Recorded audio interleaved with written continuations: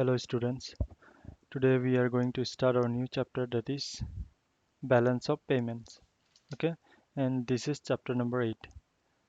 So in this chapter we are going to learn about definitions of balance of payments, classifications of economic transaction in BOP, structure or components of BOP, autonomous and accommodating items of BOP.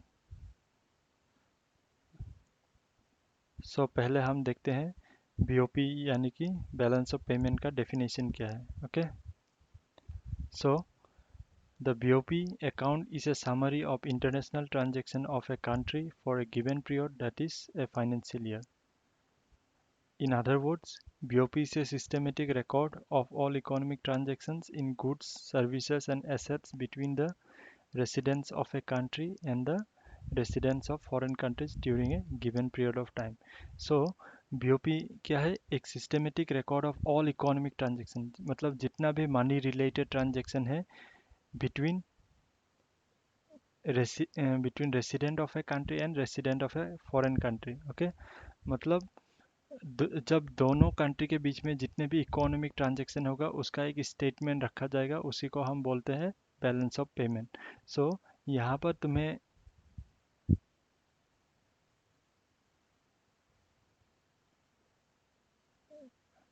यहाँ पर जानना पड़ेगा कि यहाँ पर economic sorry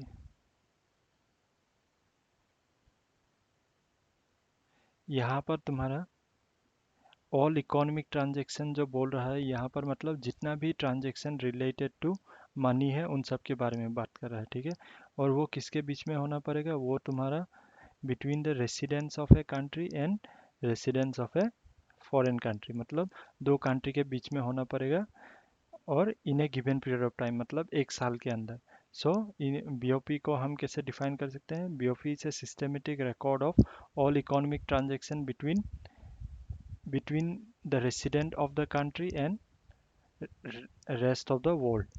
ठीक है, मतलब सपोज इंडिया और यूएसए के बीच में जो इकोनॉमिक ट्रांजैक्शन होगा इन ए फाइनेंशियल ईयर, उसका रिकॉर्ड को हम बोलते हैं बैलेंस ऑफ पेमेंट. ठीक है, so balance of balance of payment को क्लासिफाई किया गया है. ठीक है, सो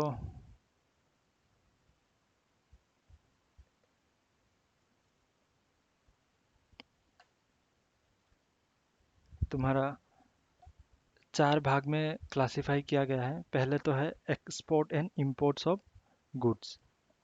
ठीक है, that is visible items of trade, मतलब इसको इसका और एक नाम दिया गया है, इसका नाम है बैलेंस ऑफ ट्रेड. ओके, मतलब एक्सपोर्ट एंड सिर्फ इसमें तुम्हारा जो गुड्स, मतलब जो तुम देख सकते हो, टच कर सकते हो, उसी गुड्स का इंपोर्ट होता है. ठीक है, वो तुम्हारा एक बैलेंस ऑफ पेमेंट का पार्ट है.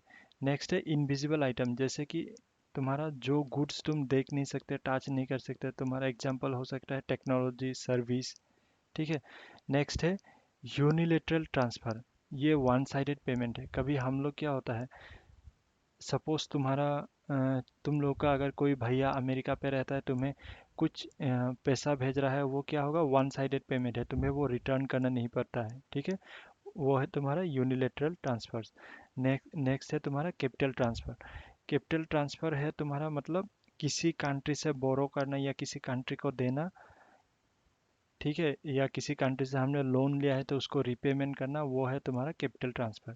सो बीओपी चार भाग में बांटा गया है. Export and imports of good, which is also known as balance of trade. Next है तुम्हारा इनविजिबल आइटम्स, जो कि हम देख नहीं सकते या टच नहीं कर सकते. थर्ड है तुम्हारा यूनिलेटरल ट्रांसफर्स, जो कि एक साइडेड पेमेंट होता है. ठीक, नेक्स्ट है तुम्हारा कैपिटल ट्रांसफ़र.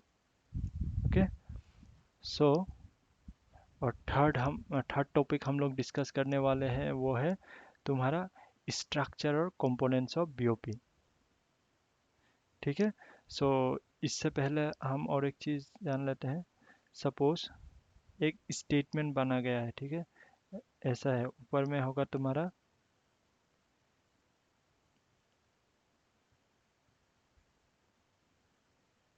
बीओपी।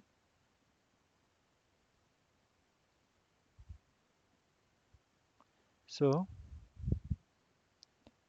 इस बीओपी को क्या होगा, दो साइड होगा, एक तो डेबिट साइड और एक तो होगा क्रेडिट साइड।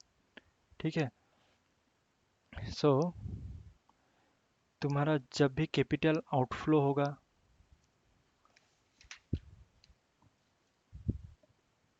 तुम्हारा जब भी कैपिटल आउटफ्लो होगा मतलब बाहर जाएगा पैसा, अगर सपोज तुम्हारा सम अगर हम लोग इंपोर्ट कर रहे हैं तो वो किधर आएगा, तुम्हारा क्रेडिट साइड पे आएगा। अगर एक्सपोर्ट कर रहे हैं तो वो किधर जाएगा, तुम्हारा डेबिट साइड पे। ठीक है। सो तुम्हारा बीओपी भी तीन टाइप का होता है। बीओपी सरप्लस हो सकता है, डेफिसिट हो सकता है, या फिर बैलेंस हो सकता है। बैलेंस कब होगा, जब debit side equal to credit side होगा तब तुम्हारा बीओपी बैलेंस होगा। और जब debit is greater than credit तब क्या होगा, तुम्हारा डेफिसिट होगा। और डेबिट जब लेस देन क्रेडिट होगा तब तुम्हारा सरप्लस होगा। ठीक है। सो बीओपी को हम ऐसे लिखते हैं। So BOP is mainly divided into two types, that is current account and capital account. अभी हमें देखना है कि कौन सा आइटम किस किस किस टाइप में जाता है। ठीक है। सो फर्स्ट हम देखने वाला है current account. So current account is that account of BOP which records imports and exports of goods and services and unilateral transfers। ठीक है। सो तुम्हारा करंट अकाउंट पे क्या होता है, तुम्हारा उस पे एसेट्स और लाइबिलिटी का कुछ इम्पैक्ट नहीं पड़ता है। ठीक है। एसेट्स मतलब क्या है, प्रॉपर्टी, मतलब कंट्री का वेल्थ के ऊपर कुछ इफेक्ट नहीं पड़ता है। ठीक है। सो ये तुम्हारा क्या होगा, इसमें तुम्हारा क्या क्या इंक्लूड होता है, export and imports of goods, that is visible goods, जो कि मतलब तुम देख सकते हो या टच कर सकते हो। और नेक्स्ट है तुम्हारा export and imports of services and unilateral transfers. ठीक है। अब ये बैलेंस शीट कैसे होगा, सपोज यहाँ पर बीओपी है। ठीक है। सो यहाँ पर तुम्हारा करंट अकाउंट होगा, ये फिर होगा ने फिर डिवाइड किया जाएगा इसको, इधर डेबिट साइड, इधर क्रेडिट साइड। ठीक है। सो जब भी हम लोग एक्सपोर्ट करने वाले हैं किधर लिखेंगे, हम लोग जब एक्सपोर्ट करेंगे तो उस चीज़ को हम मतलब एक्सपोर्ट्स ऑफ गुड्स जब करेंगे तब हम लोग उसको डेबिट साइड पे लिखेंगे। और जब भी इंपोर्ट करेंगे उसको क्रेडिट साइड पे लिखेंगे। ठीक है। सो और जब भी सर्विस को अगर एक्सपोर्ट करेंगे उसको भी हम लोग डेबिट साइड पे लिखेंगे, अगर इंपोर्ट करेंगे तो कैपिटल साइड पे लिखेंगे। ठीक उसी तरह अगर तुम्हारा अगर तुम्हारा भैया अगर बाहर रहता है तो वो जब तुम्हारा पैसा भेजेगा तो वो किधर आएगा, वो तुम्हारा क्रेडिट साइड पे आएगा। ठीक है। और अगर तुम्हारे भैया को जो अमेरिका पे रहते हैं उसको पैसे भेजोगे तो वो डेबिट साइड पे एंट्री लेगा। ठीक है। तो ये सब है तुम्हारा करंट अकाउंट का कंपोनेंट। सो करंट अकाउंट में क्या क्या इंक्लूड होता है, export and imports of goods, मतलब जो कि देख सकते हो टच कर सकते हो, and export and imports of services, जो कि तुम्हारा सर्विसेज है, जैसे कि बैंकिंग हो सकता है, या बैंकिंग इंश्योरेंस हो सकता है, टेक्नोलॉजी ट्रांसफ़र हो सकता है। ठीक है। नेक्स्ट है यूनिलेटरल ट्रांसफ़र, जो कि वन साइडेड है, मतलब तुम इधर उसको भेज सकते हो या वहाँ से इधर आ सकता है। सो ये तीन कंपोनेंट तुम्हारा करंट अकाउंट पे इंक्लूड होता है। नेक्स्ट है तुम्हारा कैपिटल अकाउंट। ठीक है। So capital account is that account of BOP which records all such transaction between the residents of a country and rest of the world which causes a change in the assets and liability of a country। मतलब ये तुम्हारा assets और liability पे effect करता है। ठीक है। Either increase कर सकता है या डिक्रीज कर सकता है। और एसेट्स एंड लाइबिलिटी कब तुम्हारा डिक्लाइन हो सकता है? जब तुम बोरो कर सकते हो, बोरो करते हो, या फिर किसी को अगर तुम लोन देते हो, ठीक है। तो इसमें भी तुम्हारा क्या होगा, इसमें तुम्हारा दो कंपोनेंट्स है, एक तो है बोरोइंग और एक तो है फॉरेन इन्वेस्टमेंट, ठीक है। सो इस बोरोइंग और foreign investment, so foreign investment दो टाइप का हो सकता है, एक तो है पोर्टफोलियो इन्वेस्टमेंट, एक तो है फॉरेन डायरेक्ट इन्वेस्टमेंट। ये नाम तुमने अभी पोर्टफोलियो इन्वेस्टमेंट में क्या होता है, ये तुम्हारा इंस्टीट्यूशनल इन्वेस्टमेंट होता है, ठीक है। पोर्टफोलियो मतलब क्या करते हैं, बाहर के कंट्री का कुछ मतलब क्या होगा, वो सिर्फ तुम्हारा बाहर से तुम्हारा पोर्टफोलियो जब भी होता है, तब बाहर का कंपनी एक इंडिया पे आएगा, ठीक है। और उसमें उसका शेयर रहेगा, ठीक है, वो चलाएगा तुम्हारा पूरा कंपनी को। सपोज वो लोग, एग्जांपल क्या हो सकता है, तुम्हारा सपोज कुछ कंपनी है यूएसए का, ठीक है। तो वो कंपनी क्या करेगा, इंडिया पे आके इन्वेस्टमेंट करेगा, उसका कुछ शेयर रहेगा, और उस शेयर को उसको मिलने वाला है, 1/2% इंडिया को, 1/2% यूएसए को। ठीक उसी तरह एफडीआई पे क्या होता है, वहाँ पर तुम्हारा सपोज आईफोन कंपनी है, ठीक है, आईफोन एक दूसरा देश का है। वो क्या करेगा, अगर एफडीआई भेजेगा तो क्या करेगा, वो आईफोन स्टोर एक इंडिया पे एस्टेब्लिश करेगा, फिर उस पे तुम्हारा एम्प्लॉयमेंट भी देगा, इंडिया के लोग ही सब काम करेंगे। पर पोर्टफोलियो इन्वेस्टमेंट पे क्या होता है, जो मतलब इन जो इन्वेस्टमेंट करेगा वही इस कंपनी को चलाएगा, ठीक है। सो ये है तुम्हारा पोर्टफोलियो इन्वेस्टमेंट और एफडीआई का डिफरेंस। सो इसमें इसमें भी सेम है,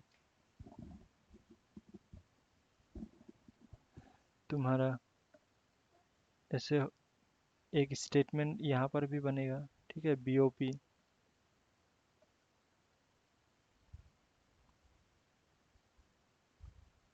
सो यहाँ पर तुम्हारा करंट अकाउंट,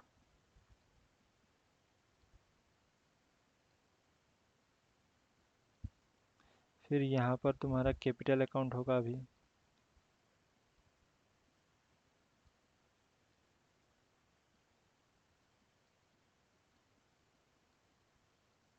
कैपिटल अकाउंट होगा, फिर से तुम्हारा यहाँ पर डेबिट होगा, यहाँ पर क्रेडिट होगा, ठीक है। अभी सपोज एक इंडिया सपोज अमेरिका से बोरो कर रहा है, ठीक है, इंडिया अमेरिका से लोन ले रहा है, तो वो किस साइड एंट्री होगा, वो तुम्हारा डेबिट साइड पे एंट्री होगा, ठीक है। तो अगर इंडिया सपोज अमेरिका को लोन दे रहा है, तब वो किस साइड पे होगा, वो तुम्हारा कैपिटल साइड पे होगा, ठीक है। सो जब हम लोग दूसरे देश से लोन लेते हैं, तो वो हमारा कैपिटल साइड पे घुस क्रेडिट साइड पे घुसता है, और जब हम लोग देते हैं, मतलब क्या है, इनफ्लो और आउटफ्लो, ठीक है। जब भी कंट्री पे इनफ्लो होगा, मतलब बाहर से कुछ पैसा आएगा, तो वो क्रेडिट साइड पे एंट्री होगा, जब भी देश इंडिया से बाहर जाएगा, वो डेबिट साइड पे एंट्री होगा, ठीक है। सो ये है तुम्हारा current account and capital account. So तुम्हें ध्यान में रखना है कि करंट अकाउंट में तुम्हारा 3 आइटम्स इंक्लूड होता है, वो है